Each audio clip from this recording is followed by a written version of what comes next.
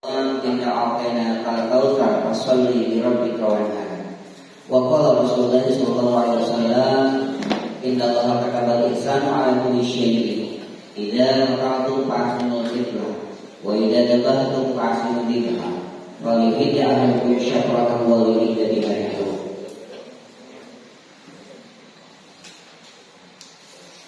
Puji dan puja adalah milik Allah Subhanahu wa taala yang telah mempertemukan kita dalam acara yang mudah-mudahan kita niatkan syiar karena Allah, syiar agama Allah melalui syiar suri alam. Dia kayak bahasa Sunda kan, isiku orang Ciamis maksudnya Mas kayak di Makassar. Jadi ke Indonesia kan di protes. Salam kemudian tetap dilimpah dari kejanjian Allah Sayyidina wa Habibana Muhammad sallallahu alaihi wasallam, seorang pribadi yang insyaallah akan senantiasa menjadi uswah dan qudwah kita ila yaumil qiyamah. Bapak-bapak yang dirahmati Allah, wabil khusus Pak Kiai yang telah memberikan fasilitas tempat sebagai wasilah kita dipertemukan pesantren Fathur Rahman Asy-Syaikhliyah, kemudian Ustaz Dudu dan jajarannya yang hari ini barangkali akan kami kukuhkan dan lantik sebagai pengurus setelah hampir 3 tahun pengurus yang dibentuk itu belum saya lantik. Jadi satu-satunya ketua DPW di Indonesia yang kada kejam itu Jawa. Jadi telah menggunakan lantik 2022 kami diundang ke Cirebon di Bogor. Ada pelantikan 4 kota kabupaten: Ciayu, Majapahit, Cirebon, Majalengka, Indramayu, dan Kuningan. Dan yang tidak datang adalah ketua DPW. Marahlah semua para kiai yang ada. Kenapa kita melantik ketuanya tidak datang? Saya hanya melantik orang yang saya tahu, saya kenal, dan saya bertemu. Jadi 3 tahun yang lalu kepengurusan di Banjar ini sudah ada, tapi tidak saya latih karena tidak pernah bertemu, tidak pernah bersosialisasi, tidak pernah berkomunikasi, tapi namanya ada. Maka hari ini pada Allah memang kemarin hari ini tuh Pak, saya ada jadwal di pesantren Al-Idrisiyah di Sayong dan sudah saya terima jadwalnya, suratnya. Dan kemarin dari pengurus minta hari ini, maka ya qadarullah, ya Allah berkehendak kegiatan di Sayong digeser ke siang. Jadi mulai jam 1 yang tadinya awalnya pagi. Saya bilang upayakan pagi sudah selesai. Jadi karena dikeput materi karena ngejar mudah-mudahan jam 11 sudah selesai. Begitu Bapak-bapak sekalian, di perjalanan ke Banjar itu ada keunikan tersendiri. Tapi saya berdoa di akhir kepengurusan kami di DPW Jawa Barat itu tugas kami itu tinggal 2 lagi. 1 Banjar, yang kedua Cianjur. Jadi ketika Banjar ini sudah terbentuk DPD-nya, berarti PR saya cuma 1 lagi. Baik, itu sekilas.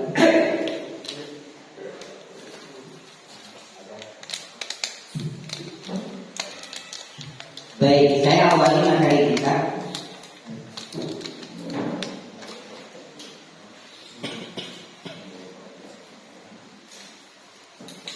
Baik, dan menyambung. Baik, para asatidz, para ulama, para kiai, para peserta semua, saya awali pembicaraan kita dengan sebuah ayat dalam surat Al-Hajj ayat ke-34. Allah Subhanahu wa taala menggambarkan a'udzubillahi minasyaitonir rajim wa likulli ummatin ja'alna mansakan. Dan kepada setiap umat itu sudah dijadikan mansakan, dijadikan pengorbanan. Jadi syariat korban itu bukan hanya di Islam, tetapi di umat yang lain pun ada syariat menurut pemahaman masing-masing. Maka Al-Quran menggambarkan wa likulli ummat, dan kepada semua umat itu ja'alna mansakan, sudah Allah jadikan pengorbanan. Nah, bukti sejarah korban ini kita sama-sama tahu itu diawali dengan korbannya Habil dan di mana satu diterima, yang satu ditolak oleh Allah Subhanahu wa Ta'ala.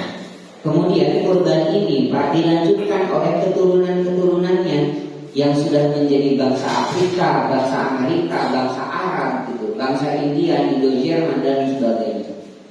Maka karena background saya sejarah, Pak, di catatan sejarah itu ternyata kami temukan setiap peradaban dunia yang sudah maju sekalipun ternyata pada ujungnya mereka mengenal pengorbanan sebagai bentuk cinta kepada Tuhan yang mereka pahami. Di catatan sejarah, peradaban dunia yang paling tua itu berada di Afrika. Ada yang disebut dengan peradaban Sungai Nil atau yang kita kenal sebagai peradaban Mesir, di mana rajanya itu dinamakan Fir'aun atau Farao. Fir'aun ini, Pak, dikisahkan kalau usianya 300 tahun itu tidak pernah sekalipun dia sakit. Dan dia itu rata-rata raja-raja di Mesir ini sangat sayang ke rakyatnya, sehingga rakyat itu mencintai dia. Tapi pada akhirnya kebablasan sampai dia menyatakan dirinya sebagai Tuhan. Ini Rabbukumul A'la, kan bahasanya begitu. Dalam catatan sejarah, ternyata di Mesir yang sudah masuk pada abad peradaban sejarahnya sudah ada di abad ke-4000, tahun 4000 sebelum Masehi. Ternyata di sana, Pak, sudah berdiri satu bangunan bernama piramida, di mana piramida itu dibangun oleh satu lokal saja, itu 25.000 orang pekerja setiap hari, dan itu tidak digaji. Dan yang menariknya, Pak, dalam catatan sejarah, mereka melakukannya dengan sukarela karena untuk Firaun. Dan piramida itu bukan istana, piramida itu kuburannya Firaun. Nah, akan panjang cerita tentang peradaban, tapi di catatan itu ditemukan ternyata di Mesir itu setiap tahun mereka mengorbankan manusia. Jadi dipilih perempuan-perempuan di desa-desa mereka, ditangkap, kemudian dibawa ke istana, dan setiap tahun ditenggelamkan di Sungai Nil untuk pengorbanan terhadap Dewi Sungai Nil. Dan konon catatan sejarah ini sampai ke pemimpinan Amr bin As.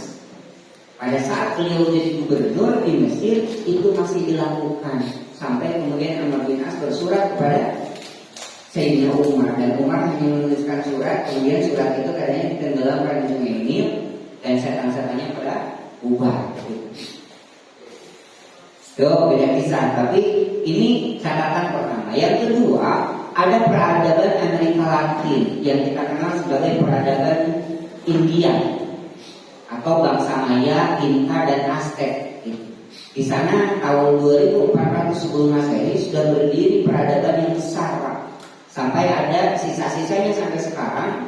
Ada satu bangunan bernama Zigurat. Zigurat itu mirip piramida, mirip Borobudur. Ada tangga-tangganya, kemudian di atas Zigurat itu ada altar, ada meja dari batu. Dan ternyata dalam catatan sejarah bangsa ini, tiap tahun si pemuka agama itu membawa perempuan ke atas Zigurat itu, kemudian ditusuk dadanya, dibelah, diambil jantungnya dan dimakan sebagai persembahan terhadap dewa matahari. Kemudian di Eropa ada satu bangsa bernama bangsa Norwegia atau kita kenal sebagai bangsa Viking. Viking, tapi orang yang kasih mah isukan konvoy. Oke, oh ini macet ya.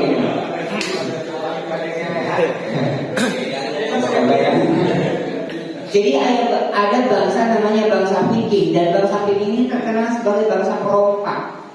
Hobinya perang, Pak. Ada miripnya. Ayo kasih ini cinta damai, slogan nama. Gitu. Jadi bangsa yang senang berperang, dan ternyata karena mereka senang berperang, mereka juga punya ketakutan, Pak. Ketakut apa? Takut kalah. Sehingga apa? Mereka menyembah satu dewa namanya dewa perang. Dan caranya apa? Setiap tahun mereka memilih orang baik, Cina di daerah Binang sama debageun. Tawang debageun. Jadi namanya pemuka agama, namanya tokoh, bukan masalah yang dicawakan. Kalau mau pakai pengeras tarik, kita terus dibawa ke lautan, ditenggelamkan di tengah laut oleh bangsa Viking sebagai persembahan terhadap dewa perang mereka bernama Dewa Odin. Lain Udin mau orang dia. Dewa Odin. Kemudian itu di luar negeri, Pak. Kemudian kita tarik ke Indonesia. Apakah di Indonesia ada pengorbanan? Ada. Maka di Indonesia itu sampai hari ini kita kenal ada istilah tumbal. Pernah lihat? Sesaji, sasajen, larung di pantai selatan, nadran di pantai utara, di mana hewan dipotong kepalanya dibuang ke lautan. Kalau tenggelam katanya diterima sepersembahan. Kalau balik lagi berarti ditolak. Dan ini catatan itu sampai hari ini ada. Berarti betul kata Al-Quran, walikul ummatin ja'alna mansa. Setiap umat itu ada pengorbanan. Maka pada malam Tarwiyah, pada malam ke-8, Nabi Ibrahim alaihissalam kemudian bermimpi diperintah oleh Allah untuk menyembelih anaknya bernama Ismail. Dan Ismail ini digambarkan dalam Al-Quran sebagai apa? Min gulamin halim, seorang anak yang lemah lembut. Tidak saya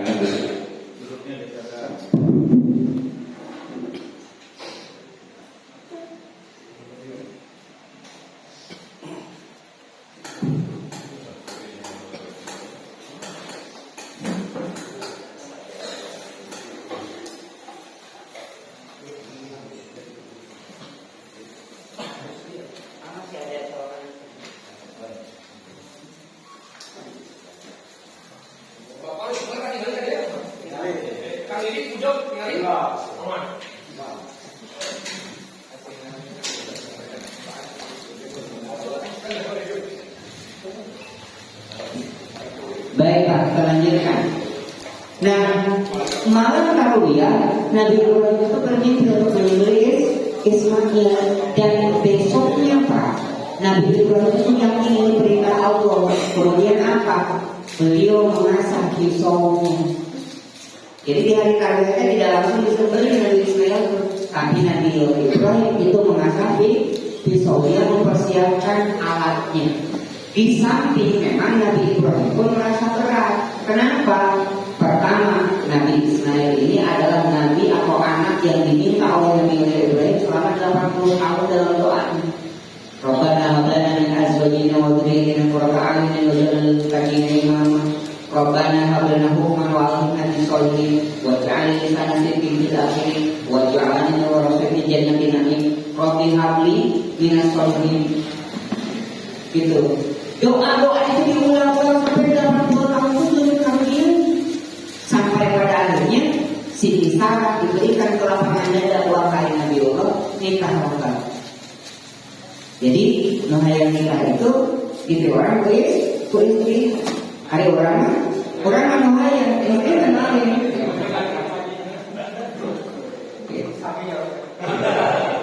Gitu ya. Jadi orang mau kaya gede kawan itu.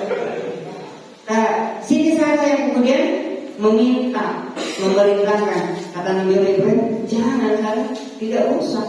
Sudah, aku sudah dipilihkan istri bernama Siti Hajar yang merupakan pembantu atau khalifnya Siti Sarah. Karena Siti Sarah ini bangsawan Mesir, Pak.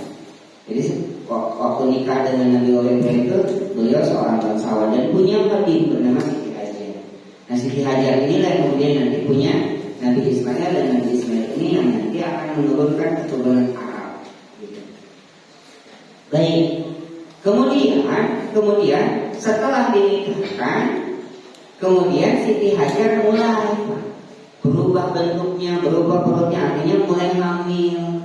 Kemudian nanti punya anak. Singkat cerita, Siti Sarah mulai muncul rasa cemburu. Itu. Jadi nikah dia ya, bukan. Jadi sakumaha ikhlaskan istri, ternyata Siti Sarah bener. Ujung nama anak lagi murah. Sampai kemudian kemudian Siti Hajar, singkat ceritanya Siti Hajar dan Nabiullah Ibrahim ini diungsikan dari Babilonia atau Irak hari ini ke sebuah tempat, sebuah negeri yang tidak ada penghuni bernama negeri Bakkah. Negeri Bakkah ini artinya negeri berurai air mata. Tidak ada apa-apa di lembah, dikelilingi bukit, di tengah itu tidak ada pohon, tidak ada sumber mata air. Tetapi uniknya tempat ini selalu dikunjungi oleh orang yang berasal dari Arab Utara dan Arab Selatan. Setiap di bulan Dzulhijjah ketemu di situ. Itu ada festival, ada kegiatan segala macam. Sehingga ketika mereka berpisah dari situ kan selalu berurai air mata. Makanya disebut Bakkah, yang kemudian hari ini dikenal dengan negeri Makkah. Karena konon katanya setiap orang yang sudah berkunjung ke Ka'bah, ke Mekah, pulangnya sebelum pulang itu senantiasa berurai air mata yang balik. Nah kemudian dalam perjalanan yang kurang lebih 40 hari dari Babilonia ke Mekah itu, Nabi Ibrahim alaihissalam membawa rombongan kambing. Jadi bekalnya itu hanya kambing. Dan setiap berhenti dipotong, setiap berhenti dipotong. Yang unik dan menarik adalah Siti Hajar tidak sedikit pun bertanya, wahai Nabiullah, aku akan membawa kemana? Sampai saya pikirkan tempat tujuan. Singkat cerita, jadi Nabi Ibrahim itu membawa bekal kambing. Dan inilah sebetulnya dalam Islam tidak boleh ada kambing hitam. Bukan darah tinggi dan wangan dari domba, daging domba, daging kambing. Jadi tuduhan sabab Nabiullah Ibrahim makan tiap hari pak. Ayat cerita Nabi Ibrahim makanan darah tinggi, kolesterol dan kanjeng Nabi Muhammad kesenangannya itu paha kambing sebelah kanan yang depan, paha kambing depan sebelah kanan. Itu yang paling beliau senangi. Tidak ada ceritanya tensi naik. Nah ternyata yang bikin naik tensi, yang bikin naik gula darah itu bumbu. Kan ada orang daging 1 kilo, bumbu 2 kilo. Makanya lawan ayam berpas samuan ya, nyokot ke bangunan, koroma atau siapa aja. Jadi kecap yang akan meningkatkan gula, kemudian santan yang akan meningkatkan kolesterol. Jadi nukatuduna ambek kambing itu. Jadi mulai dari sekarang pak, mulai digeser ke paradigma seperti itu saya tawarkan. Saya kebetulan punya usaha nasi kumpuli Bandung, dan pada saat ngolah daging sapi dengan daging domba itu pak, ternyata yang paling banyak lemaknya itu sapi pak. Kamu sebagai promosi bisa sakit dulunya. Jadi ketika Nabi Ibrahim alaihissalam membawa Siti Hajar bawa kambing, setiap berhenti dia motong, sampai di Nabi Bakkah tadi, kemudian Nabi Ibrahim berpaling. Dan pada saat berpaling inilah Siti Hajar sadar bahwa dia akan ditinggalkan tempat. Proteskah? Tidak. Siti Hajar hanya bertanya, wahai Nabi Allah, apakah aku ditinggalkan karena perintah Allah atau keinginan Sarah? Dan jawab Nabi Ibrahim, ini adalah perintah Allah. Kata Siti Hajar, kalau ini perintah Allah, maka aku bertawakal. Inilah gambaran wa may yatawakkal 'ala Allah. Orang yang bertawakal itu akan dipenuhi. Yang paling pertama dipenuhi itu kan kebutuhannya pak, tapi hati. Ini yang dilakukan Siti Hajar. Pergilah Nabi Ibrahim. Kemudian Siti Hajar di situ bersama dengan seorang bayi bernama Ismail. Dan apa yang dilakukan seorang ibu di tengah tempat yang tidak ada sumber makanan dan sumber minuman, maka dia cari minuman itu. Dilihatlah di bukit sofa ada kilauan cahaya seperti air yang berkilauan, kemudian dikejarlah di bukit sofa itu dan hilang. Itulah yang kemudian disebut Fatamorgana. Fatamorgana itu ketemunya udara lembab dengan cahaya matahari sehingga berkilauan seperti air. Kemudian dari sofa beliau melihat di Marwah ternyata ada kilauan, dikejarlah ke Marwah. Sampai bolak-balik di Marwah hilang. Dari Marwah lihat lagi di sofa, 7 kali balikan dan sampai hari ini kita kenal sebagai sapi. Bapak yang sudah berangkat haji dan umroh, Di antara ibadah haji dan umroh rangkaiannya itu yang paling capek itu sakit. Kalau tawaf itu apalagi dekat Ka'bah lebih ringan, tahu-tahu beres. Tapi kalau sakit terasa, Pak. Apalagi ada lari-lari kecil kan gitu. Nah itu bayangkan sekarang saja Mekah atau Masjidil Haram yang ada AC-nya, ada atapnya, kita merasa capek. Apalagi dulu seorang ibu punya anak di tengah tempat yang panas, kemudian bolak-balik cari air. Maka Safa dan Marwah ini menggambarkan jika orang berangkat dari Safa maka ujungnya Marwah. Artinya apa? Jika orang yang niatnya lillah maka ujungnya kemuliaan. Nah kemudian ini yang menarik, setelah bolak-balik 7 kali ternyata Allah takdirkan si Nabi Ismail ini menendangkan kakinya ke batu, dan dari situlah keluar air. Saking senangnya Siti Hajar, maka dia kumpulkan air tersebut dengan ucapan Zam-Zam, Zam-Zam, Zam-Zam. Kumpul kan itu. Kemudian terkenal air tersebut sebagai air Zam-Zam yang tidak pernah kering sampai hari ini. Nah, 20 tahun berikutnya maka kembalilah Nabiullah Ibrahim dari Babilonia untuk menjenguk Siti Hajar dan Nabi Ismail. Pada saat lihat Nabi Ismail itu usianya 20 tahun, saat itu Pak 20 tahun masih anak-anak, karena usianya panjang-panjang. Nabiullah Ibrahim saja 350 tahun, Nabi Nuh 950 tahun lagi. Jadi 20 tahunnya masih anak-anak. Jadi lamun ayeuna aya budak usia 20 tahun tapi bubudakeun keneh, berarti eta teh budak abad carita. Zaman Nabi Ibrahim abad ke-18 hukum Masehi. Ayeuna ge usah sarua 20 tahun teh lucu, nanti kalau jual beureuh bisa bahaya. Nah kemudian pada saat bertemu inilah Allah menguji. Apa ujian? Diperintah disembelih. Ini yang jadi berat, Pak.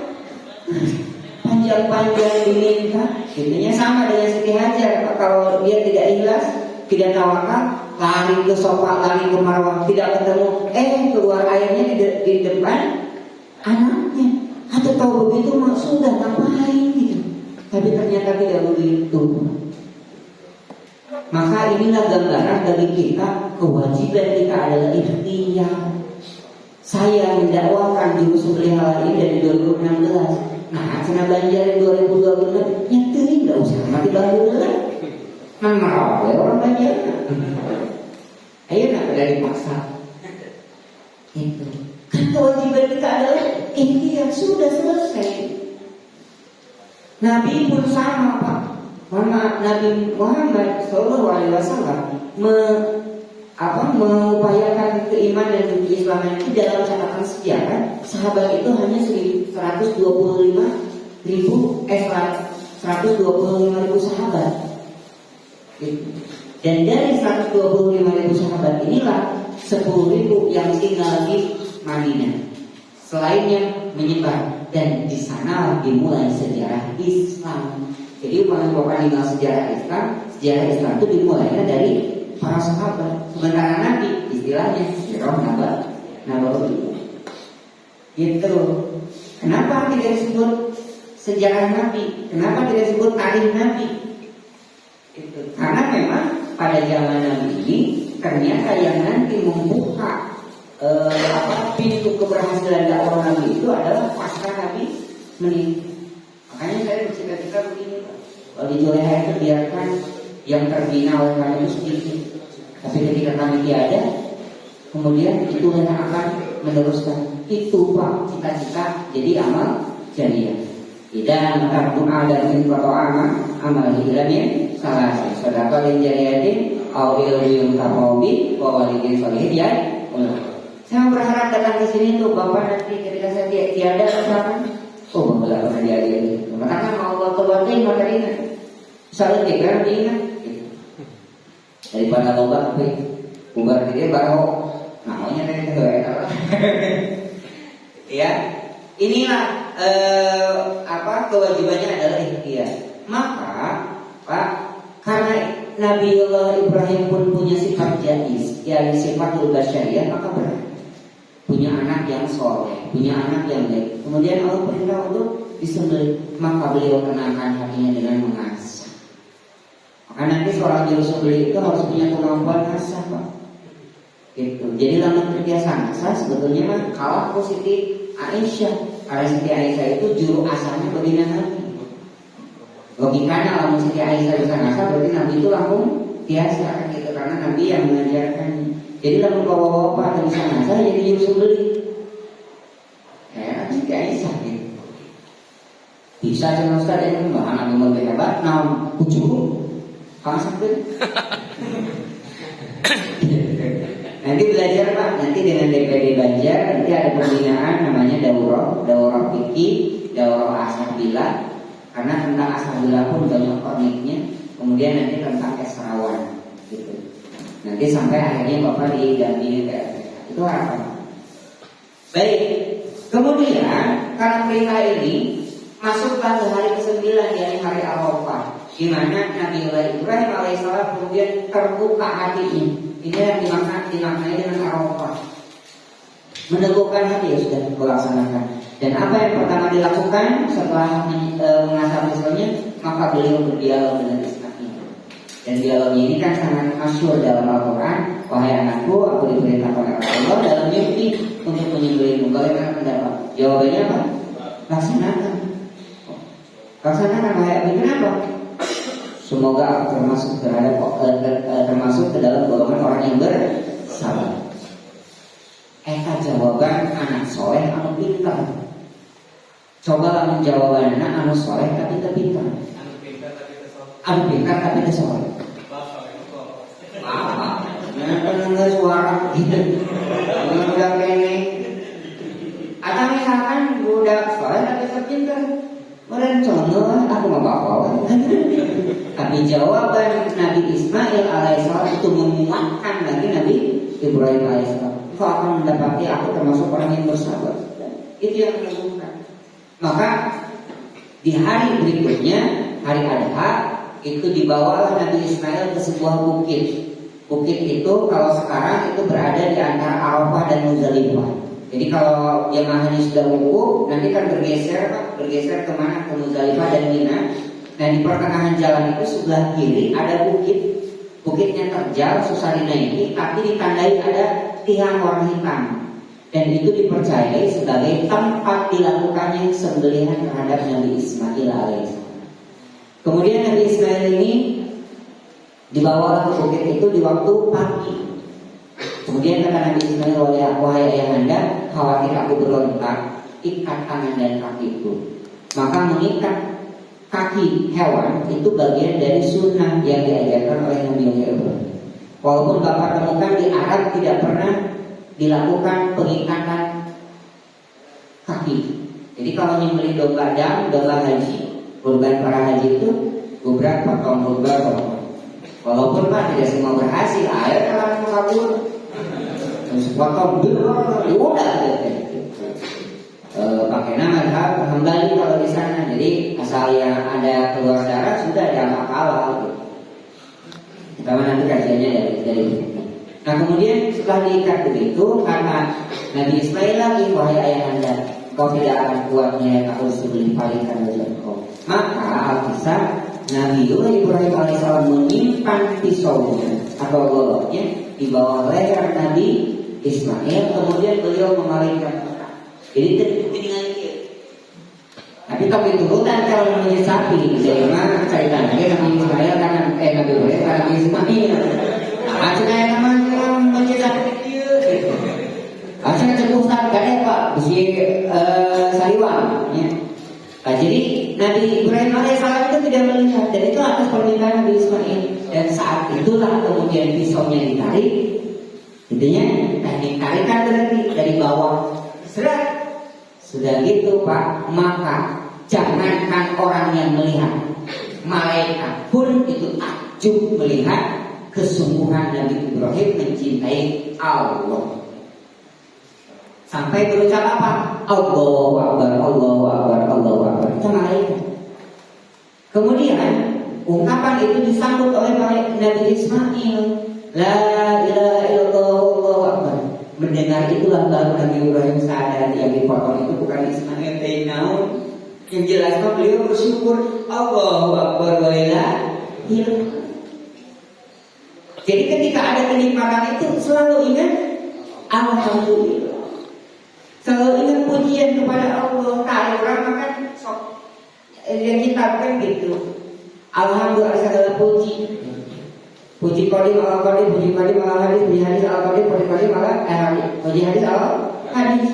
Tapi terkadang ayo nyebut alhamdulillah sekali, ayo muji orang berkali-kali. Apa cuma melihat saya alhamdulillah aku pas dengan juleha. Kami beri motong kita hancur dulu.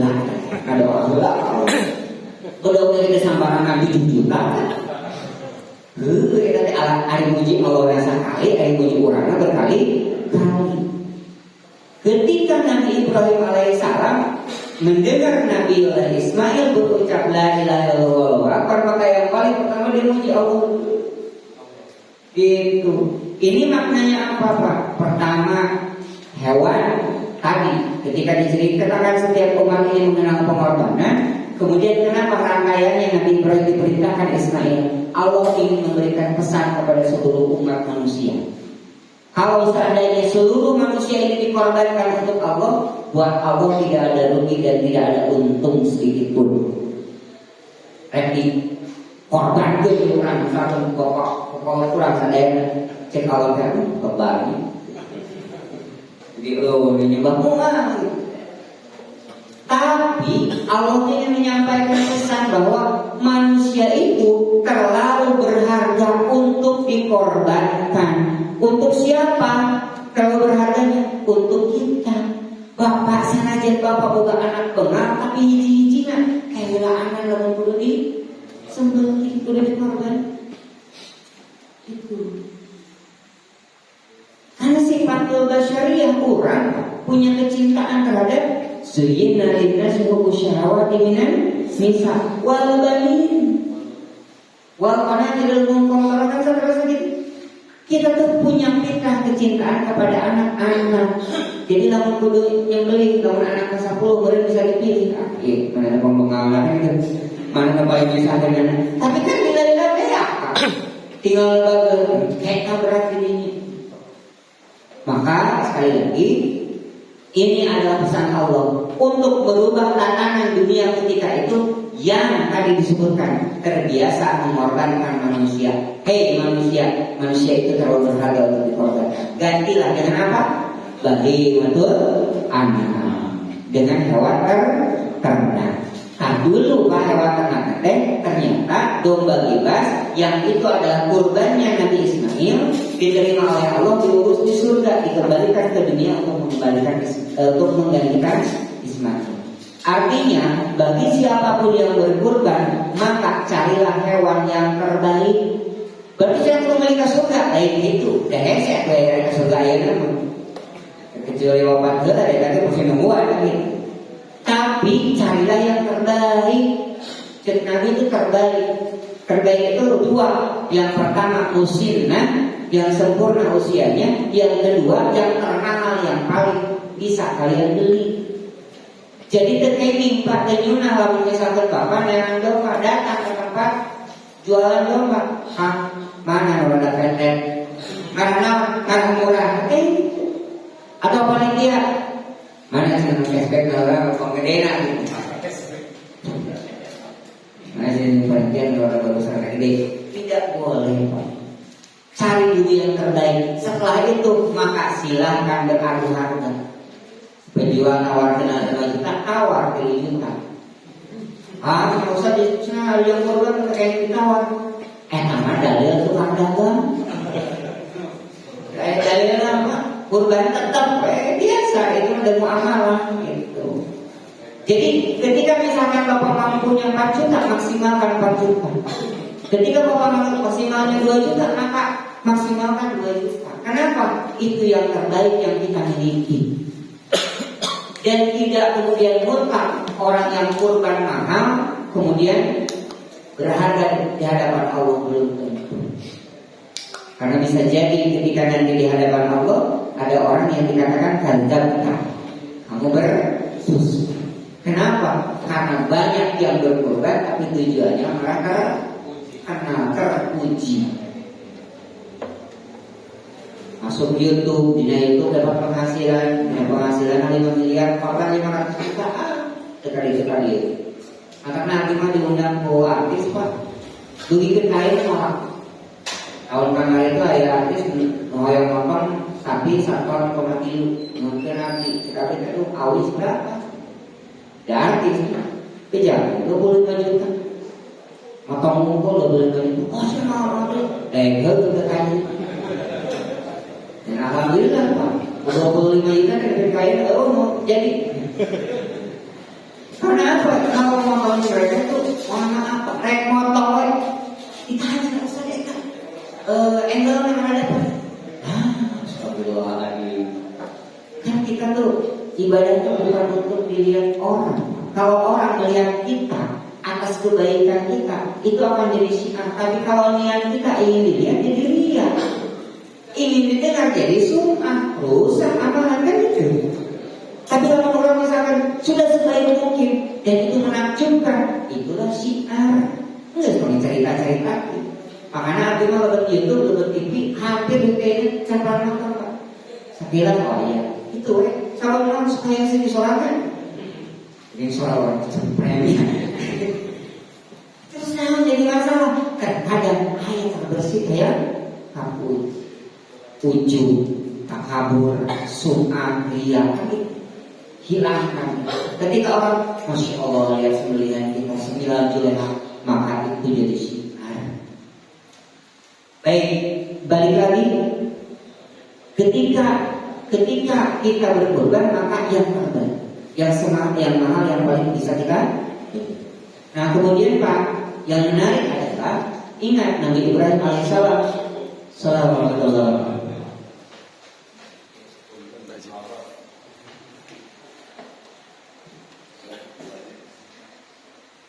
Kita lihat ya Pak. Jadi yang terbaik itu adalah yang semahal yang bisa kita beli. Kemudian posisi Nabi Ibrahim itu sebagai juru sembelih. Upami juru sembelih itu istilah kampung itu jaga.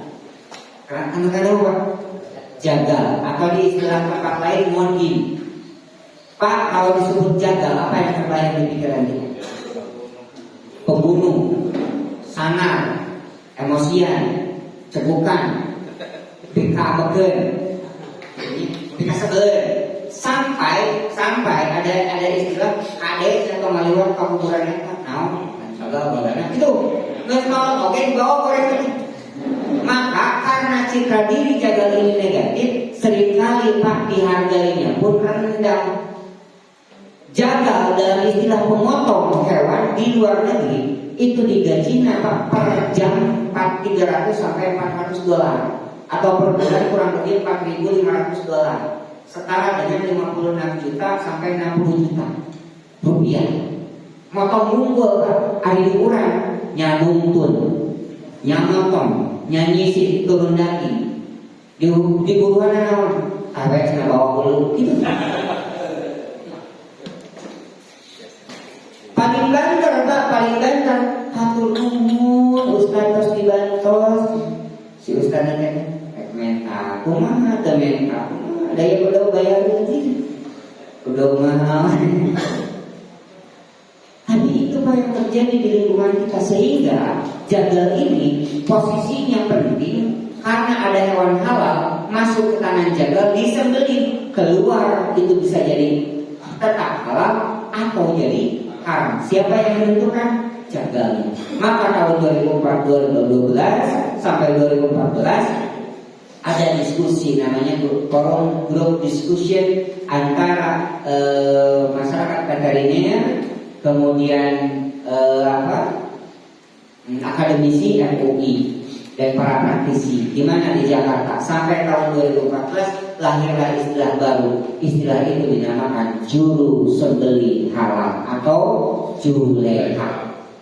Jadi juleha lain makna tukang karedo. Tapi juleha itu pengganti istilah jagal. Fungsi nama sama tukang potong. Kenapa? Supaya nanti Pak, kan dirubah nama itu biasanya naik ke kelasnya. Kopi hidung 5.000, black kopi 50.000. Ini dia. Padahal gitu-gitu ini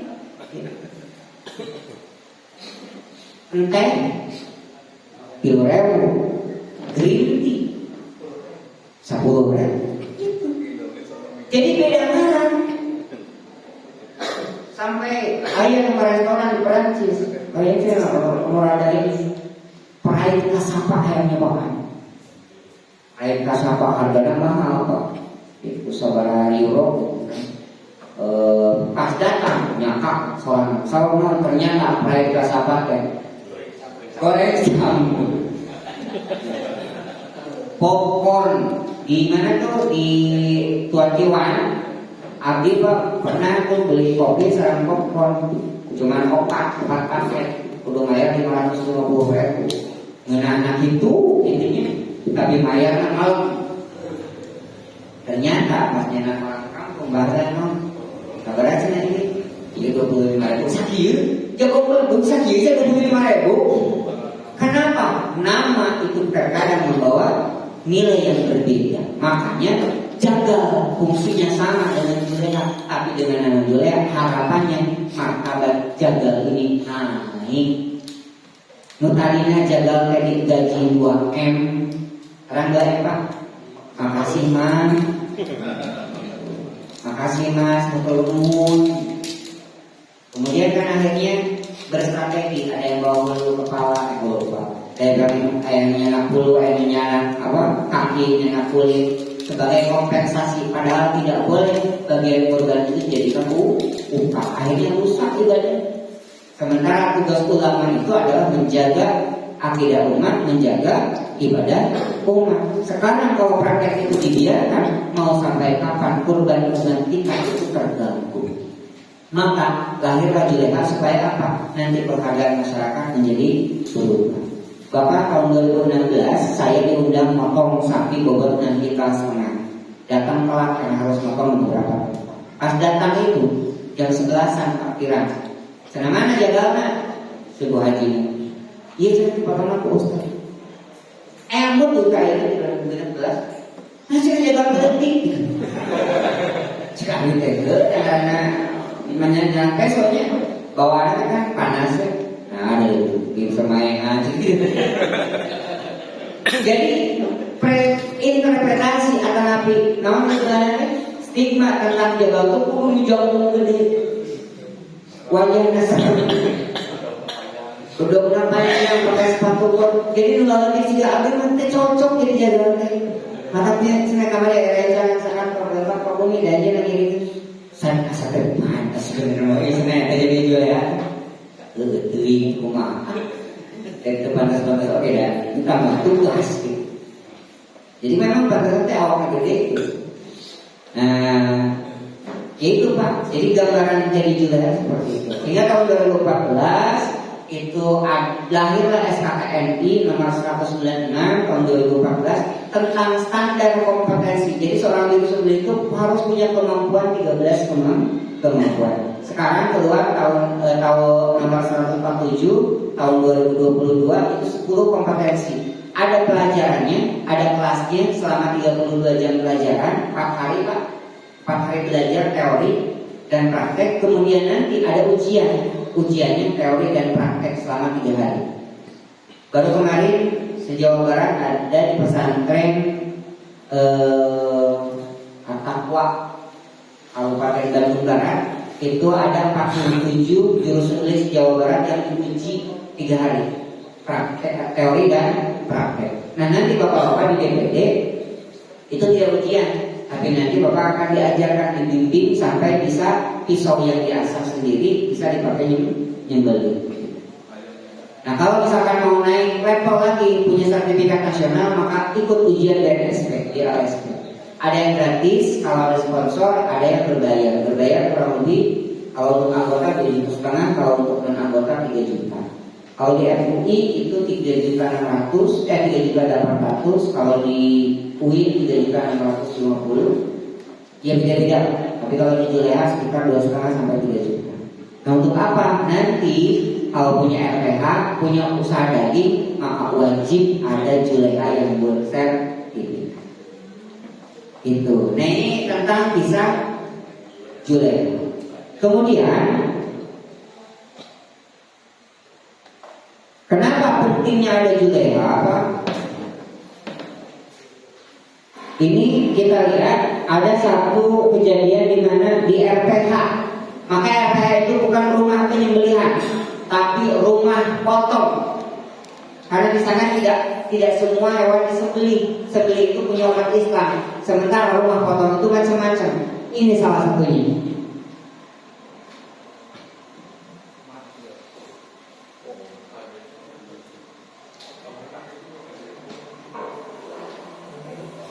Enggak, goreng.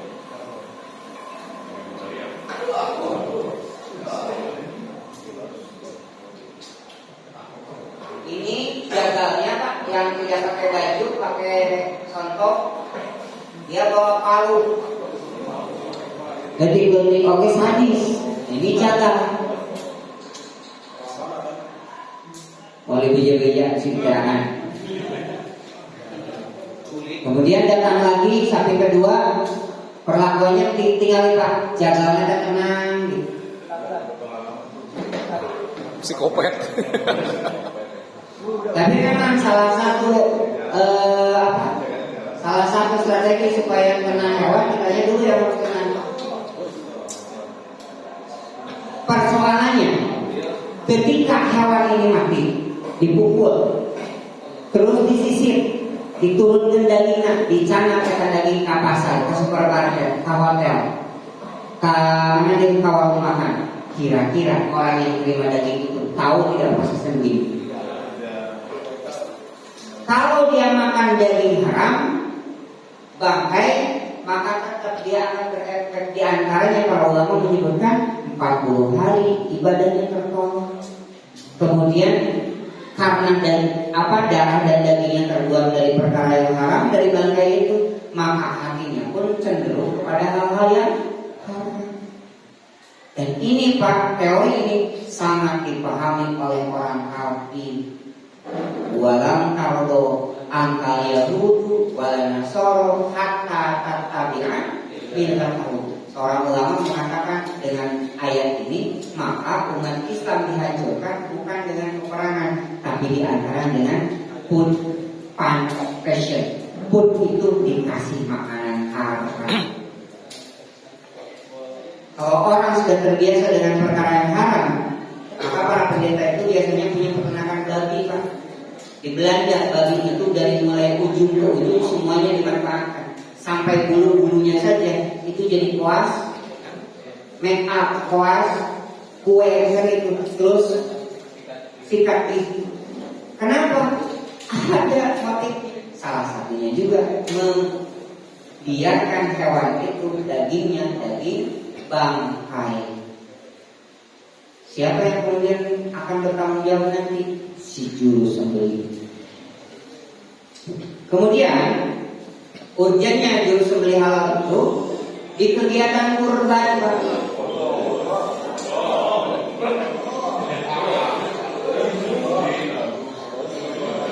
Ini kiai, ini ustaz. Mohon maaf saya sengaja tidak ngeblur wajahnya karena niatnya memang ingin mencari beliau. Gitu. Ingin mencari beliau karena golok yang dipakai itu golok yang tidak layak. Diganti beliau dengan golok tetap digereselan Pak. Kenapa? Karena beliau tidak memahami hewan yang siap disembelih itu seperti apa, dan itu kemampuan yang harus Bapak kuasai. Sebelum nyembelih, hewan harus disiapkan dulu. Kenapa? Karena pada saat disembelih, kepala hewan harus dikunci, gelambirnya harus ditarik supaya apa? Sayangan itu ke kulit yang regah, bukan kulit yang begitu. Jadi sasaran kita bedok kamu kena anu gelambiran bahagia ya, mual. Kan Itu kemampuan Pak. Yang parah lagi ini ada pemain cadangan. langsung disisir. Ditusuk Pak, ditusuk jantungnya, ditusuk aliran darahnya. Kemudian dilakukan penyembelihan kedua. Yang jadi persoalan secara syariat, ini hewan matinya karena sembelihan yang mana? Gak jelas. Maka sebetulnya bukan statusnya haram, statusnya bang.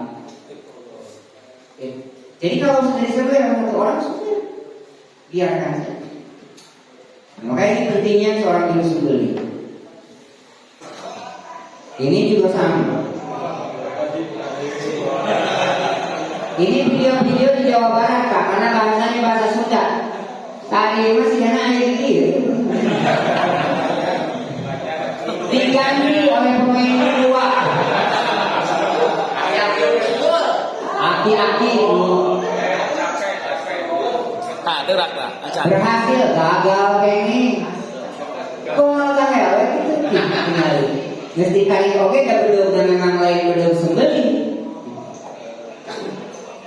Kemudian karena gagal datangnya orang ketiga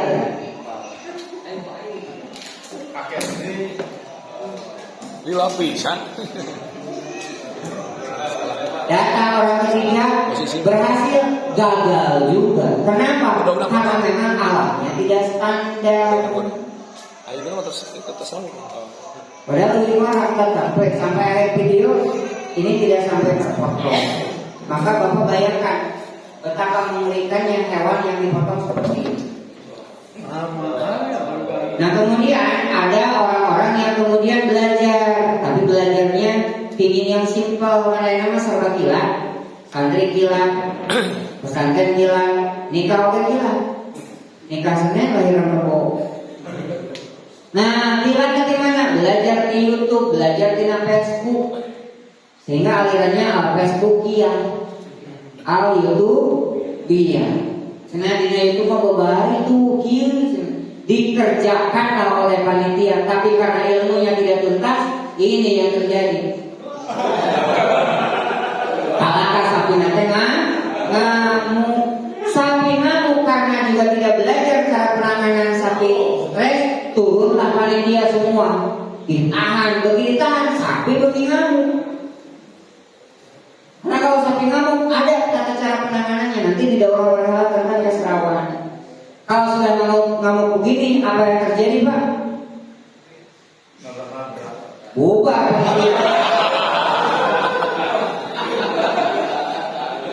Jadi gara-gara apa? Gara-gara ilmunya sepintas. Maka hari ini kita akan belajar teori sedikit dan praktek sedikit supaya apa? Kita semua punya bekal minimal pada saat kurban nanti kesiga di video itu. Supaya apa? Tadi Pak Nabi Ibrahim ketika nyembelih bertakbirlah malaikat. Jangan sampai nanti bapak nyembelih kalka istighfar. Kudu nama Allah, astagfirullahaladzim, eta ini. Terus tapi panggil nama sih kita lagi. Baik, apa yang bisa maksud dengan sembelih halal? Sembelih halal itu adalah satu teknik atau cara mematikan hewan darat dalam keadaan normal sesuai syariat. Maka setelah Bapak tahu ta'rif ini, jangan lagi bertanya, Ustaz, kenapa ya?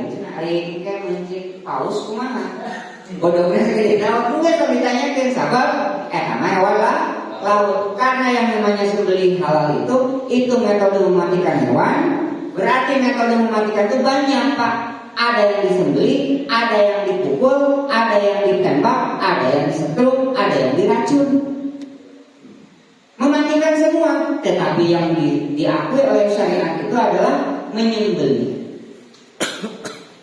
Kemudian dalam keadaan normal, karena nanti ada keadaan yang abnormal seperti hewan buruan, tapi nanti kajian dirinya terpisah tersendiri tentang hewan buruan itu. Atau misalkan dalam keadaan kurban, ada satu peristiwa seperti yang diceritakan sama salah seorang anggota kita Pak. Badai motong sapi 1,1. Ari teh si suku sampean sapi sampean. Cokorna itu tipe hewan karena solokan dibalik lah. Kubra awak dihandap, sirah dihandap, suku kalau bukan tangan coba dina solokan Rek diangkat ke saton-saton ke 1,1. Rek di deko nanya luar deko. Akhirnya apa? Inisiatif Pak. Dipotong Pak si leher asal keluar. Pas motong dipersakan si tukang potong dikosewa oke. Bukan karena solokan atuh aya dihanapeun leher sapi bea atuh. Yang cenah kadung di video bohong setelah di video kok ditampilkan saja Jawa Barat. Tapi itulah salah satunya yang dalam keadaan tidak normal atau istilahnya ikor. Ayah sapi kecil lupa karena sumur, kemudian lehernya yang disembeli atau dibalik entong, tapi turi bagian yang keluar darah itulah ikor. Supaya apa? Menghalalkan dulu. Itu namanya penyembelihan. Atau dalam istilah bahasa Arabnya disebut dengan az-zakah. Kata Nabi, az-zakah itu 2 tempat dilakukannya. Pertama, ala inna zakah, sesungguhnya ingatlah sesungguhnya az-zakah itu atau menyembelih itu. Az-zakah itu dalam bahasa Arab makna sederhananya menyempurnakan, membaguskan, mewangikan. Jadi menyempurnakan apa? Menyempurnakan sayatan kita Pak sampai 4 urat maksimal terpotong. Nah, kenapa dalam mazhab Syafi'i hanya 2 urat? Kenapa dalam Maliki hanya salah 1 urat? Kenapa dalam Hambali harus antara urat darah atau dengan urat hulkumnya, urat napasnya? Kenapa berbeda-beda? Karena dalam kejadian di lapangan Pak, ada kalanya yang terpotong hanya 2 urat. Yang terpotong hanya 1 urat. Maka Nabi mengatakan secara umum az-zakah, kalau bisa sepenuhnya 4 urat terpotong, putuskan. Tapi kalau tidak bisa, sudah jangan dipaksakan. Sehingga ada istilah pemotongan 2 kali. Tapi pendapat mana yang kemudian akan dipegang dan dipertanggungjawabkan? Karena semuanya banyak ada dan lalu bagaimana pendapat saya pribadi?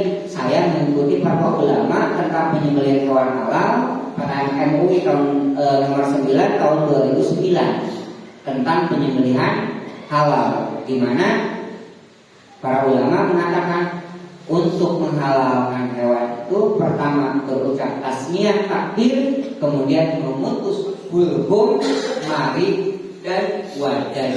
Karena wadah itu ada 2, maka disebut wadajai. Hulqum saluran nafas, mari saluran makan, wadajai saluran darah. Saluran darahnya ada 2, pena jugularis, saluran balik. Kalau pas motong nyembur gitu. Nah, itu saluran balik.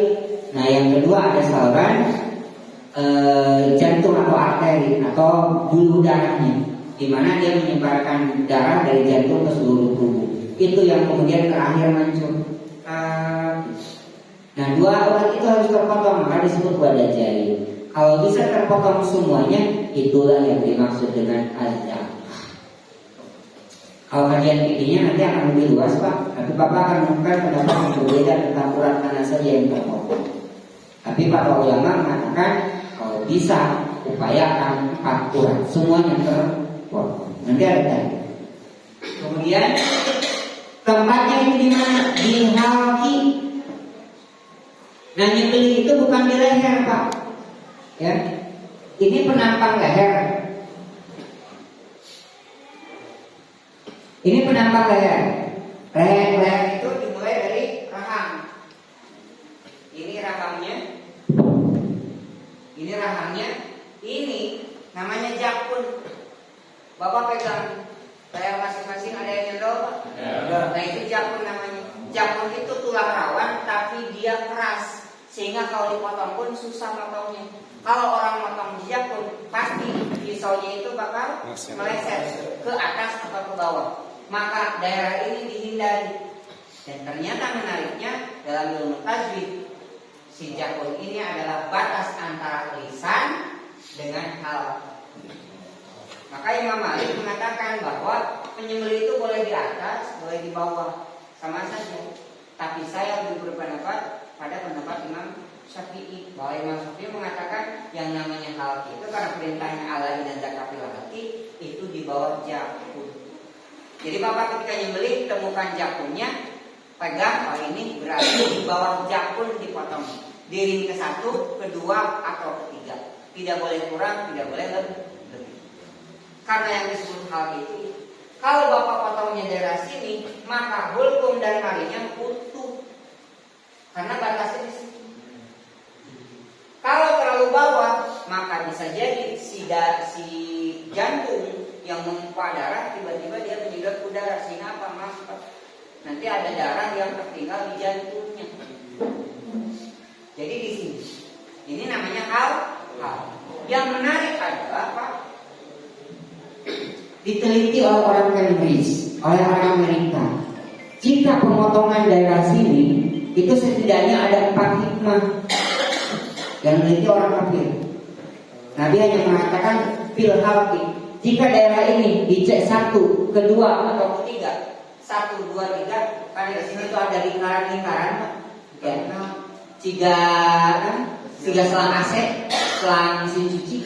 Nah, ring ke 1, kedua atau ketiga, maka yang pertama daerah sini, Bapak, itu adalah daerah yang paling sedikit ototnya. Di sini ada otot ke jantung, otot ke paru-paru, otot ke tangan. Di sini ada otot yang nyambung ke pipi, ke mata, ke telinga. Otot itu kan yang menggerakkan. Kalau otot tegang, biasanya jadi keras. Kan gitu, bukan kan? Lamun tegang, keras. Lamun tegang,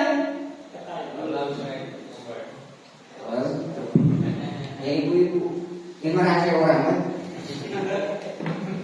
Sama Pak, ketika ototnya nanti tegang, stres misalkan digergan, maka di sini akan lebih keras untuk disayat. Di sini juga sama. Makanya ada yang pisaunya yang tajam, tapi pada saat motong putih dulu Pak, karena ototnya dia lebih tegang, lebih keras. Maka kalau daerah sini, karena dia sedikit otot, tidak ada yang otot nyambung ke sini, tidak ada yang ke atas, maka lebih ringan untuk disayat. Satu. Yang kedua, karena di sini ototnya lebih sedikit, sarafnya pun lebih sedikit. Saraf itu apa?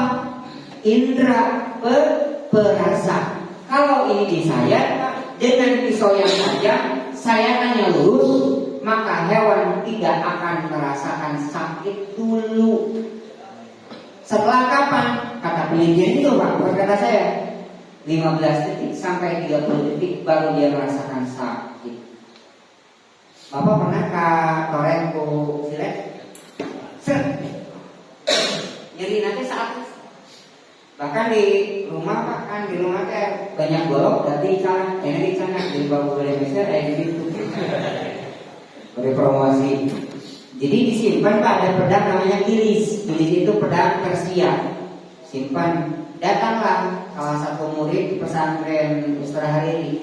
Saya santrinya diutus sama beliau untuk lihat golok. Oh iya, semangga. Pas tinggal itu dasar baru dah. Sana. Kamu cetik, jangan, nanti telat. Jangan itu tajam. Oh, pakai minyak simpan. Pas nyimpan itu Pak, nonis detik tina lantai ternyata katodel sekaraus. Nah itu pisau yang tajam itu kalau dia nyayat lurus Pak, lurus sehingga apa? Sarafnya tidak merasakan sakit. Nanti setelah darah keluar baru dia merasakan sakit. Asisten saya menjadi BFSDM kebetulan yang ikut sekarang. Motong Pak, pegang kepala, si kepala bawahnya gerak atau demo. Bedau abdi asalnya di 12.000. Pas gitu kan, karena genap tuh, udah aman. Karena kan merokok gede Pak, karena megang kepala. Aja aman aja. Cuci itu urin ternyata kan modelnya. Dan karawas ketika dikena sayatan. Itulah Pak, kalau pisau tajam nyayatan di sini sarafnya lebih sedikit dan sayatan yang lurus. Makanya harus 1 kali sayat itu supaya tidak menyakiti. Yang ketiga, yang menarik. Ketika Nabi mengatakan alaina zakatul halqi, ini ada urat berwarna pink. Ini leher sapi Pak yang sudah dikeringkan. Ini otot warna pink. Yang ini otot ini menyambung dari otak ke jantung. Namanya otot tekanan darah dan udara. Jadi dia yang ngatur tak jantung, kemudian pernapasan itu dari sini, otak yang menarik. Nah ternyata ini jakun, ini jakun, ya, ini lisan, ini hati. Ternyata si urat itu ketika melewati jakun, Pak, dia berputar ke belakang. Jadi kalau dipotong di sini uratnya itu kepotong. Kalau dipotong di jakun, tadi jakun itu akan meleset. Tapi kalau dipotong di hati, urat itu ke belakang, dia tidak ikut terpotong. Hikmahnya apa? Urat ini masih bekerja pada saat ini dilakukan sayatan. Kemudian otak itu Pak akan merespon, hei ada darah yang keluar dengan deras. Maka, hei jantung, gantikan cepat darah yang keluar. Maka jantung akan diperintahkan oleh otak melalui saraf ini untuk berdetak lebih cepat. Dia narik darah yang ada di tubuh hewan supaya apa? Supaya menggantikan darah yang keluar. Hikmahnya buat kita, semakin dia bekerja, semakin jantung itu berdetak, maka semakin banyak darah yang keluar. Maka Bapak pernah lihat ketika ada yang motong, darahnya hancur, dan ada yang motong, darahnya ngalir. Apa penyebabnya? Kemungkinan si urat ini terpotong. Coba ya, bahasa Nabi itu cuma di hati, tapi penjelasan luar biasa.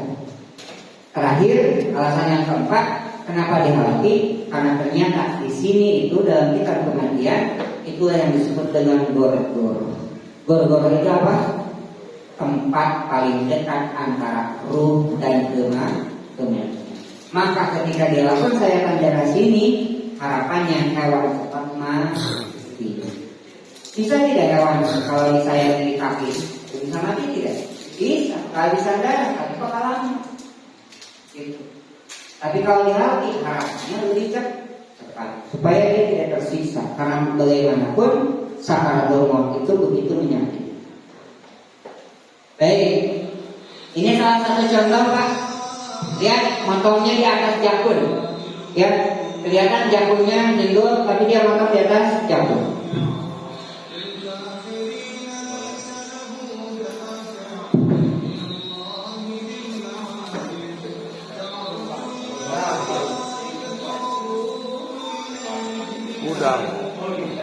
Udang.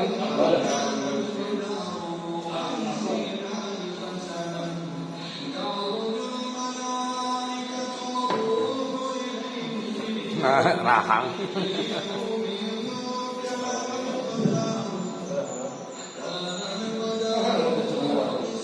Matanya masih utuh, masih ucap kicil. Kemudian datang lagi kiainya, dipotong lagi Pak.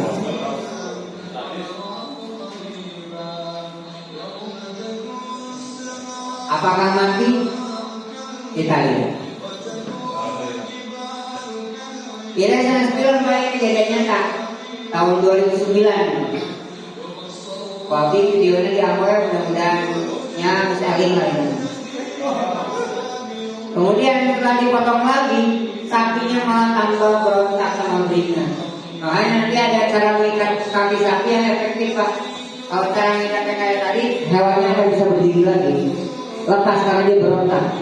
Kemudian dia pada saat dia sudah berbalik, berdiri. Kenapa tidak bergerak?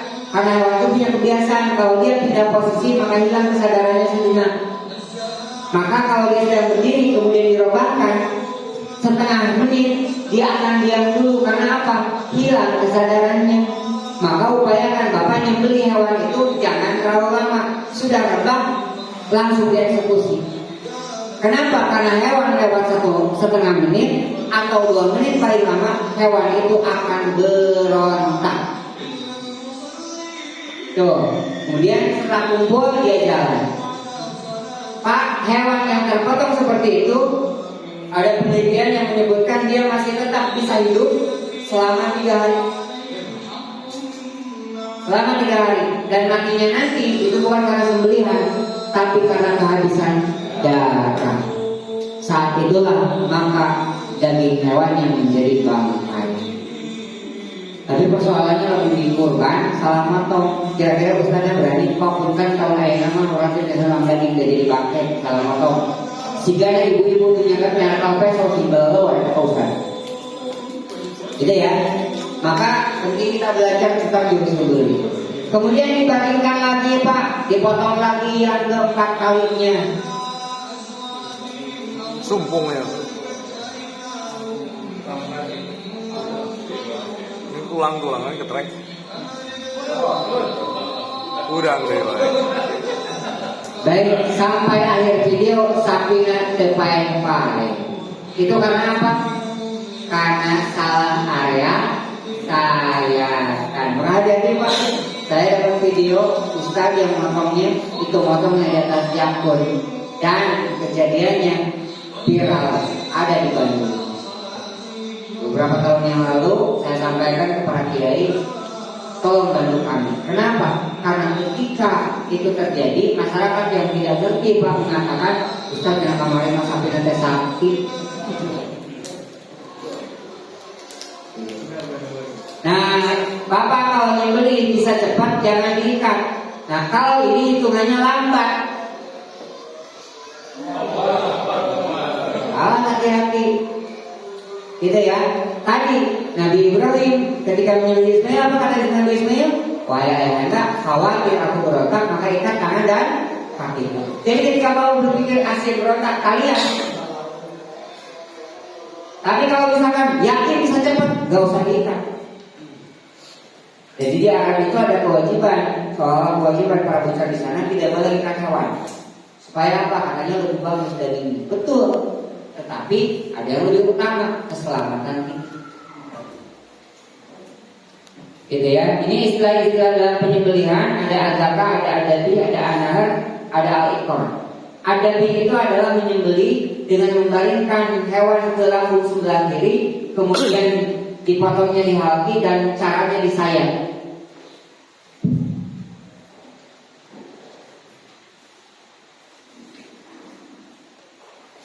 Jadi motong hewan adab itu Pak, di Al-Quran itu ada dabi, ada dabbi.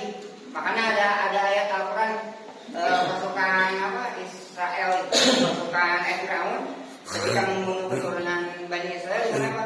Yudabbihuna abna wa yastahiyuna nisa'akum, kebiasaan orang Arab.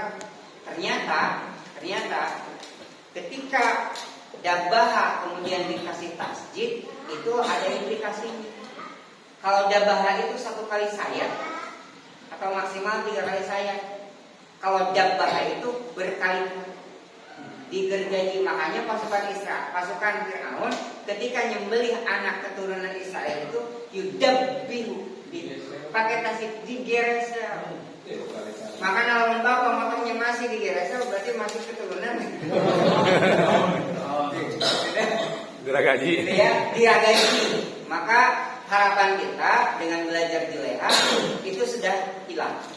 Walaupun kita hanya berikhtiar, karena saya pun pernah mengalami selama motong dari 2012 dan mendampingi dari 2006, motong sendiri 2012, kemudian 2018 itu selalu 1 kali sayat sampai 2012 dikasih ujian. Karena waktu itu ada niat ingin mengalahkan orang Depok. Orang Depok itu ada yang motong sapi 38 detik di video. Sebelumnya saya sama sekretaris DPW motong sapi 28 detik, tapi saya videonya. Cek sekretaris, kita video, kita upload nanti supaya bisa ngalahin orang Depok. Dikersapin Pak pisau sedikit pas motong nyampe sampai 9 kali sayat. Karena ingat, walaupun sunahnya 1 kali sayat, hari tertuntas motong urat nama terus tuh di kampung. Sekali, sekali. Jangan potong. Penjelasan yang disebut pas kali sayat daripada daging bangkai. Gitu. Jadi motong itu Pak, fokuskan pada 4 urat, tapi pastikan ikhtiar kita sempurna, memastikan pisaunya tajam, posisi hewannya siap disembelih. Kemudian sayat. Dengan dab itu Kalau dabaha tidak tanpa tasik itu 1 kali atau 3 kali sayap. Kalau dabaha itu berkali-kali, artinya menggergaji, ngaberes. Ya, yang diperintahkan itu adalah dab atau dab. Tidak pakai tasik. Lamun pakai tasdiknya kamu orang Arab jahiliyah yang pasukan hizbir. Mudah-mudahan di Banjar mah amin. Itulah ada membaringkan di lambung sebelah kiri, kemudian meletakkan telapak kaki di belikatnya hewan, kemudian hewannya disayat bukan dibacok. Awas, kalau ada yang motong begini, ada. Padahal dab itu disayatkan. Maka yang paling utama dalam penyembelihan itu adalah sayatan awal. Kalau teknik tarikan itu sayatan awalnya di sini. Maka kalau bapak motong jangan begini, dikebawahkan dan posisinya miring, bukan gini, tapi rada miring. Dan itu tenaganya di sini sayatan awalnya. Kalau di sini berhasil nanti ngikuti. Kalau dorongan, perhatikan sayatan awalnya ada di sini. Jangan di sini, Pak. Kalau sayatan awalnya di sini, mentok nanti. Ini melewati diameter leher. Si ujungnya ada di atas, ada di depan. Barulah disayatkan. Dan posisinya pun itu dimiringkan ke atas. Bukan lurus. Bukan vertikal juga. Tapi rada miring 30 derajat, kemudian disayat. Kalau sudah terbuka, maka Bapak teruskan diturunkan tengahnya untuk penyelesaian. Tahan dulu sampai apa? Sampai dipastikan 4 bulan terputus. Yang kedua, yang ketiga ada an-nahar. An-nahar itu adalah menyembelih hewan dengan cara apa? Hewannya berdiri dan dipotongnya di labah. Labah itu apa? Pangkal leher. Kemudian caranya diitus. Jadi kalau Bapak lihat ada penyembelihan di unta di Arab, kenapa Ustaz Juna di sana mah tidak berperi keuntaan? Itu ditusukkan ke kalian gitu. Nah itu memang syariatnya begini. Saya sendiri juga belum pernah menyembelih unta karena hesek. Kayak unta di Al Jazeera di restoran, saya sama telah. Yang ketiga, yang keempat ada al-iqor. Al-iqor itu pelukaan hewan liar. Artinya apa? Kalau ada hewan liar yang susah dikendalikan, maka untuk menghalalkannya sayat di bagian manapun yang mengeluarkan darah. Reknya bujur, reknya subuh gitu. Yang penting keluar darah, dia kabur, dikecemplung karena golongan, jengker. Sudah Pak, kewajiban kita sudah tertunaikan, halal. Lalu bagaimana kalau misalkan di kegiatan kurban? Ada kejadian saya ingin ceritakan ini. Kiriman sapi di Jawa ke Bekasi, di jalan tol Pak kecelakaan. Si kerket terbalik, gitu. Terbalik, kemudian sapinya kegencet. Tangan hulunya di jero, badannya di luar. Apa yang harus dilakukan? Maka bagian bokong atau kakinya yang disayat biar keluar darah. Atau Ustaz pakai daripada pakai heula. Kalau pakai heula berarti haram, berarti bangkai. Tapi kalau diikor, diturih dulu keluar darah, maka kalaupun diganti, maka dagingnya halal. Itu ikor. Bapak saya waktu masih sampai jam 11 dan kita masih ada pelantikan, jadi saya percepat ya Pak. Syarat seorang penyembelih itu satu Islam, yang kedua laki-laki atau perempuan. Jadi perempuan boleh nyembelih, boleh. Yang tidak boleh itu banci. Kalencong. Tengah-tengah. Kahanan kesebelasan, kauhur keribuan. Itu nggak boleh. Jadi kalau misalkan Bang Ustaz ada yang motong, kali Pak. Seorang ulama mungkin di Palembang ditanya, wah Habib, kalau ada unsa atau banci yang motong gimana hukumnya? Halal. Tapi untuk kaumnya sendiri. Ya. Dan yang ketiga balik atau tamyiz, artinya sudah dia bisa berniat. Dia bisa memaksudkan apa yang dikerjakan itu adalah ada aturan. Kemudian berakal sehat, tidak boleh yang motong itu yang sedang mabuk, stres, hilang akal, gelo atau kesurupan. Panitia yang terjaga tiba-tiba nyokap kedau, potong kabel. ngimpi sama Ustaz itu air hitam. Makan daging sembelih itu haram. Kenapa? Karena orang ini hilang akal. Kemudian yang terakhir, tidak menyia-nyiakan sholat.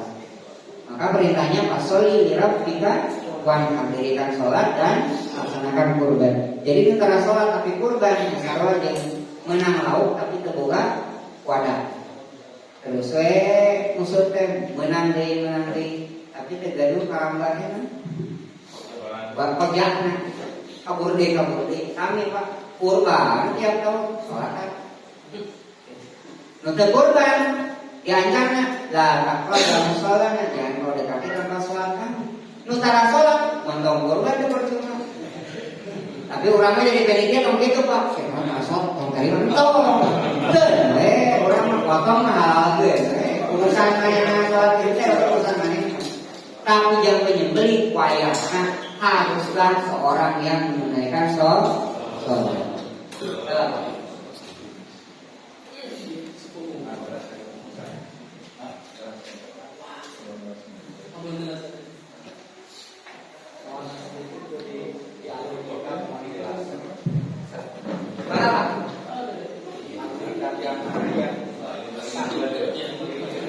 Ya.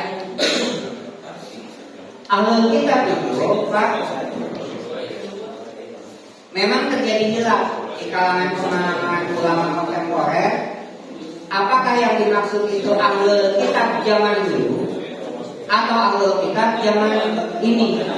Nah, sebagian ulama itu mengatakan ahlul kitab zaman dulu dan hari ini sama disebut ahlul kitab. Tetapi ada ayat yang termasuk pendapat saya, ahlul kitab yang dimaksud itu ahlul kitab zaman terdahulu. Kenapa? Ada dalil yang sudah mengancam. Ya ahlul kitab la taghlu fi dinikum. Janganlah engkau berlebihan dalam beragama. Artinya ahlul kitab itu sudah terhapus. Karena yang hari ini menjadi ahlul kitab itu kitabnya ini dirubah hasil simposium yang kesekian. Jadi kalau saya bilang ahlul kitab hari ini sebetulnya tidak ada ahlul kitab, tapi disebut kafir orang diceraikan. Muslim. Tapi kan ke ayat al-kafirun itu tidak. Ya ayuhan muslim. Merupakan Indonesia. Tapi kenapa saya cantumkan di sini ahlul kitab? Karena memang ada sebagian pemahaman bahwa ahlul kitab yang dimaksud itu sama dulu dan sekarang dalam tataran ilmiah, dalam kajian syariah. Tetapi dalam tata laksananya ternyata Pak yang diakui kehalalan itu hanya orang muslim. Gitu. Baik, kita lanjutkan ya. Ini SKKMI ada 13. Seorang jenis sumber itu harus menguasai kompetensi atau kemampuannya 13 atau sekarang 10. Dirampilkan, tapi isinya sama. Harus bisa sholat. Jadi diujinya tuh diuji wudhu, sholat Pak. Bikin tahiyat. Sampai ditanya syarat dan rukun haji. Nah pas ujian kan kesadanya Ustaz, tiba-tiba pas ningali bahan ujian itu bakal tes lisan. Tiba-tiba piluan itu mendadak menjadi beteng. Subuh itu wih, tanya sakit. Semua jauh ini, pasti mau dites sholat. Karena mohon maaf teman-teman kami di RPH ini masih dalam perjuangan. Saya Pak yang masuk kuliah itu ada di RPH dan kalau kumpul di rumah kan ke masjid ada jauh, ngabri. Ayo orang sholat, ayo angkat, ayo cepat, mangga cantik payung. Kurang, amat cantik payung kan sholat bareng. Di sini aku menuju sholat. Ini ayam nadi obat, tapi dia tahu memang dakwah orang tingginya, tingginya. Banyak adalah laki men. Bisa. Menerapkan persyaratan syariat Islam. Jangan sampai setelah pelatihan Juleha itu terus anu dipotong ku Juleha halal kabeh. Itu kaji daya persyaratan anak. Tiba-tiba balik ke imam, ibu, bapak yang menang sertifikat Juleha terus diakui. Kan tinggal uji. Tiba-tiba uji jadi halal, betul. Atau yang di Papua Pak, kami diundang ke Papua, ke Manokwari. Tapi di saya kena pada pelatihan jurus membeli. Si panitianya bilang, Pak, di antara 30 perusahaan maka itu ada 6 orang non muslim. Bu, tidak bisa. Tapi maksudnya ini pemerataan anggaran. Kemainnya kayak beli babi jadi halal. Betul Pak, di Kalimantan terjadi ada pelatihan sembelih halal di situ. Kepala suku Dayaknya bawa dia niat kurban yang dia nyembelih nama jago ya tinggi lah. Karena cek ustaznya kayak sami sarang disampaikan ke api paling mahal yang paling bisa kalian beli. Datanglah Pak anak kawan pangmahalan ini. Nah, babi gede. Bingung si ustaznya. Jelaskan aku mahal. Sababnya ke perkataan malingnya. Belilah hewan yang paling mahal yang bisa kalian beli. Pada dia itu paling mahal sampai di Papua mah benarnya kalau ada ibu-ibu lahiran anak nama tadi susuan dibawa ke bapak anak lalu susunan ya susunya susunan di sehari itu tadi jangan anaknya dipastikan ke sana. Asli ini di suku Dani, suku ya banyak kan suku-suku di Papua. Waktu ada belajar tentang itu, bikin istighfar ya itulah Pak. Kenapa akidah itu kemudian menyelamatkan?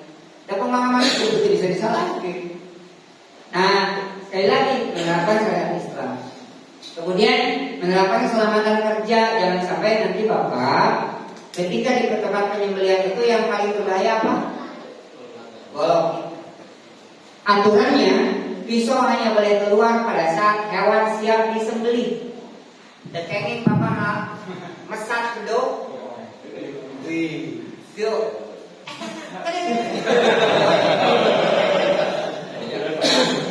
Ini hanya boleh keluar pada saat hewannya siap disembelih. Maka ada istilah di Sunda mah cadu, namun bedok aing keluar dina saraka, lamun tepanggih jeung ketik. Teh lain sompral jawara. Maksudnya lamun bedok itu keluar lamun siap yang nyembelih kan getihan. Lamun geus selesai asupkeun deui.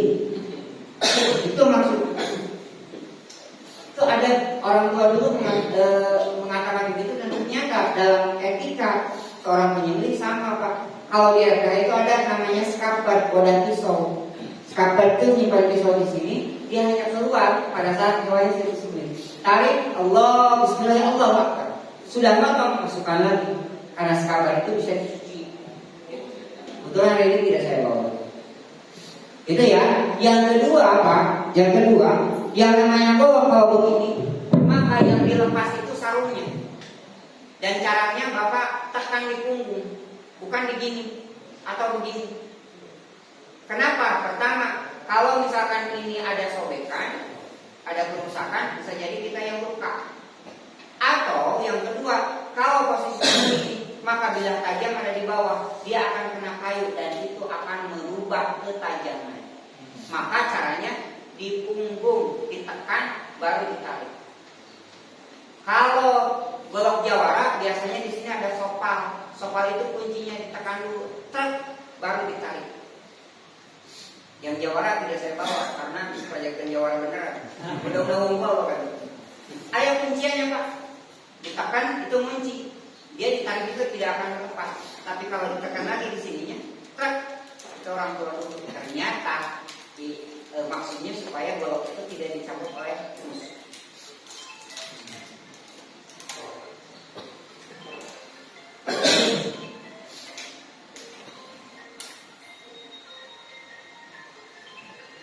Itu diangkat, diseret balanya.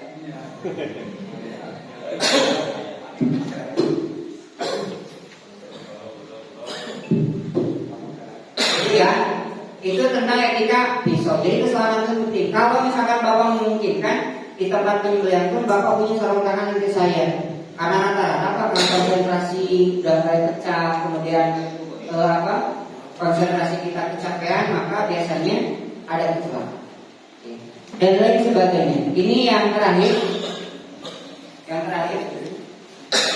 Inna Allah kata balisan walaupun sayyidin tidak pernah tumpasin kita wa tidak dapat tumpasin menyembelih. Kalau kamu menyembelih maka ihsankan penyembelihanmu dengan cara apa? Yuhida hadakum siapa tahu tajamkan pisau sembelihan. Ingat dalam bahasa hadis ini disebut saprotah. Saprotah itu adalah pisau besar. Karena pisau itu dalam bahasa Arab ada sikin. Sikin itu yang menenangkan sehingga tidak terasa, gitu ya. Saking tajamnya tidak terasa. Ada saprotah atau pisau besar, atau golok dalam bahasa kita. Ada juga saif atau pedang. Sama semuanya itu pisau yang bisa dipakai nyembelih. 3 yang tidak boleh. Kalau pisau sembelih itu ma'an segala sesuatu yang melahirkan darah terkecuali di 3. Pertama tulang, gigi, dan kuku tidak boleh dipakai nyembelih. Tulang dan gigi itu sama. Kenapa? Karena tidak boleh dicampuri dengan darah. Karena kalau dicampuri dengan darah, maka tulang dan gigi ini makanan jin muslim.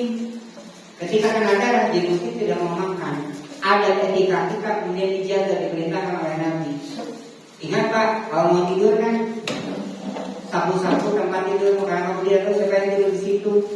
Lamun kencing, buang air kecil, jangan dirubah karena kamu tidak tahu siapa yang berada di situ. Etika kita sama dengan tulang itu makanan jin muslim, sehingga ada etika yang dijual. Yang kedua, yang ketiga tidak boleh dari kuku. Kuku itu apa? Kuku itu adalah alat yang dipakai sembelih yang dipakai oleh kaum Persia, sehingga apa?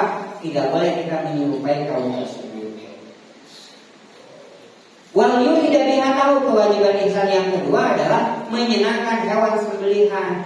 Salah satunya Pak, hewan itu harus dalam keadaan tidak haus, tidak lapar sebelum disembelih. Gitu. Ada yang membiarkan haus dan lapar, ada Pak. Saya sering jadikan contoh, ada warung sate yang dagingnya itu wangi. Ternyata si juru sembelihnya cerita, kalau mau daging wangi, nah caranya hewannya dikuasakan 3 hari sampai kelaparan. Setelah itu dikasih bumbu. Bumbunya apa? Bawang putih, bawang merah, kemudian daun pandan dan jeruk. Dimakan, pasti dimakan karena dia kelaparan. Jangankan bumbu, plastik sampah saja dimakan kalau dia lapar. Setelah itu Pak, 12 jam berikutnya baru dipotong, maka dagingnya wangi. Jadi dibumbuin ketika hidup. Nah waktu itu saya tertarik Pak, jalan segede mar jualannya tak. Tapi setelah saya belajar ternyata itu dolim, tidak boleh dilakukan. Gitu. Nah nanti hewan kurban di tempat Bapak pasti kan dikasih makan, dikasih minum. Tapi ingat, 12 jam sebelum dipotong maka hewan harus berhenti makan. Tapi tetap dikasih minum. Ini ada istilah yang disebut dengan adlibitum. Adlibitum itu hewan harus punya kebebasan minum sepuas dia. Tidak boleh dipaksa dan tidak boleh juga tidak disediakan. Dipaksa artinya gelombang. Tidak disediakan artinya dolim, bukan lagi dolim. Nah pertanyaannya adalah, cing ada di tempat bapak-bapak. Biasa nak mah sapi jeung domba masuk di pasien rumput, toh di pasien minum. Haram, beda jawabnya gitu. Sabab biasa di pasien minum mah panitia. Isu-isu kopi, beras, es jus, gininya sore teh, penting suhe, dan jaga hewan teh, tapi hewan mah akhirnya hewannya jadi dehidrasi. Kalau dehidrasi artinya dia akan stres. Kalau stres Pak, ujungnya nanti akan sembelit. Sembelit nanti ketika dibersihkan isi perutnya akan susah. Jadi hejo akhirnya pas dibagikan di bumbuan tigelan. Yang kedua, kalau dehidrasi itu hewannya stres. Kalau stres susah dikendalikan. Kemudian pada saat nyisit kulitnya nempel karena dia dehidrasi. Makanya kalau di kurbanan biasanya nyisipnya lama. Ongkos itu dijaga berangkat tinggal gila. Pak dari tong nyalakan petugas enaknya sabar hewannya dehidrasi karena tidak pernah dikasih minum. Cukup Pak air biasa saja. Kalau mungkin kan dikasih air garam supaya ada rasa. Dikasih air gula jangan, isi gede tenaga. Cukup yang dikasih gula mana kata medianya. Nah kemudian ini yang paling penting di antara penyembelihan, hewan itu Pak tidak boleh tersakiti. Maka ketika merobohkan pun itu ada tekniknya, ini namanya squishy. Kenapa tidak menyakiti? Karena hewan nanti akan lumpuh dengan sendirinya. Dia sendinya tertekan kemudian turun, tidak terbanting. Tidak boleh hewan itu dibanting. Kenapa? Karena menyakiti, kemudian dagingnya pun akan memar. Maka cara ini itu menekan sendi dan hewan akan kehilangan tenaga. Kemudian pada saat hewan itu robah, ingat Pak, hewan itu harus terbiasa dengan gerakan normalnya. Hewan itu fitrahnya dia duduk, berdiri, berjalan, berlari, tidak lebih dari itu. Maka mau ayah sapi atau mental-mental dan mau bukan itu tidurnya dia duduk, gitu. Makannya kadang duduk, kadang berdiri. Yang jelas duduk, berdiri, berlari, berjalan dan berlari. Selain itu adalah di luar sifat alamiahnya. Maka ketika hewan ini dibalikkan tidak boleh terlalu lama. Kenapa? Karena itu bukan sifat gerakan alamiahnya. Hewan akan berontak antara setengah menit sampai 2 menit. Dia akan berontak. Maka pada saat dia diam, ambillah. Allahumma taqabbal minhum bismillahirrahmanirrahim.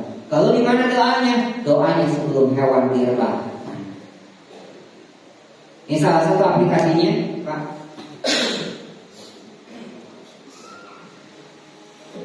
Ya, ini nama ada 2 teknik, tapi yang saya rekomendasikan teknik loop squeezy. Loop squeezy itu yang pertama tadi dilingkar kemudian ditarik. Nah, yang Barley itu mengikatkan tambang dibagi 2 dulu, kemudian ditandai, tengahnya diikatkan ke punduk sini, ke tengguk, kemudian disilangkan ke bawah selangkangan kaki depan. Kemudian disilangkan lagi ke atas, ke punggung. Kemudian diluruskan di kaki yang